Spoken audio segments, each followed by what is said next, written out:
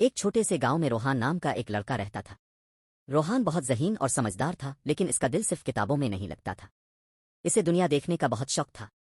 ہر رات وہ اپنے گھر کی چھت پر بیٹھ کر ستارے گنتا اور سوچتا کہ دنیا کتنی بڑی ہے اور وہ ایک دن اپنے گاؤں سے دور نکل کر یہ دنیا دیکھے گا۔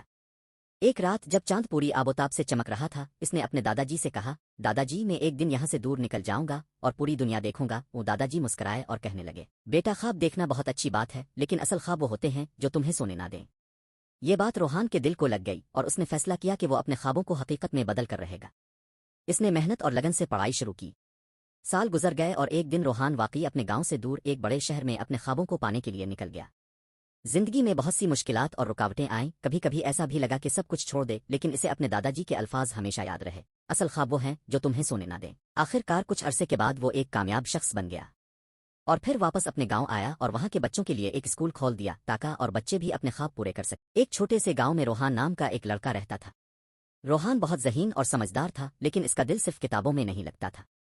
اسے دنیا دیکھنے کا بہت شوق تھا۔ ہر رات وہ اپنے گھر کی چھت پر بیٹھ کر ستارے گنتا اور سوچتا کہ دنیا کتنی بڑی ہے اور وہ ایک دن اپنے گاؤں سے دور نکل کر یہ دنیا دیکھے گا۔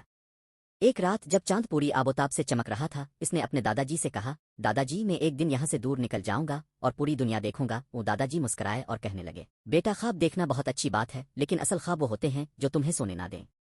یہ بات روحان کے دل کو لگ گئی اور اس نے فیصلہ کیا کہ وہ اپنے خوابوں کو حقیقت میں بدل کر رہے گا۔ اس نے محنت اور لگن سے پڑھائی شروع کی۔ سال گزر گئے اور ایک دن روحان واقعی اپنے گاؤں سے دور ایک بڑے شہر میں اپنے خوابوں کو پانے کے لیے نکل گیا۔ زندگی میں بہت سی مشکلات اور رکاوٹیں آئیں، کبھی کبھی ایسا بھی لگا کہ سب کچھ چھوڑ دے، لیکن اسے اپنے دادا جی کے الفاظ ہمیشہ یاد رہے، اصل خواب وہ ہیں جو تمہیں سونے نہ دیں۔ آخر کار کچھ عرصے کے بعد وہ ایک کامیاب شخص بن گیا اور پھر واپس اپنے گاؤں آیا اور وہاں کے بچوں کے لیے ایک اسکول کھول دیا تاکہ اور بچے بھی اپنے خواب پورے کر سکیں۔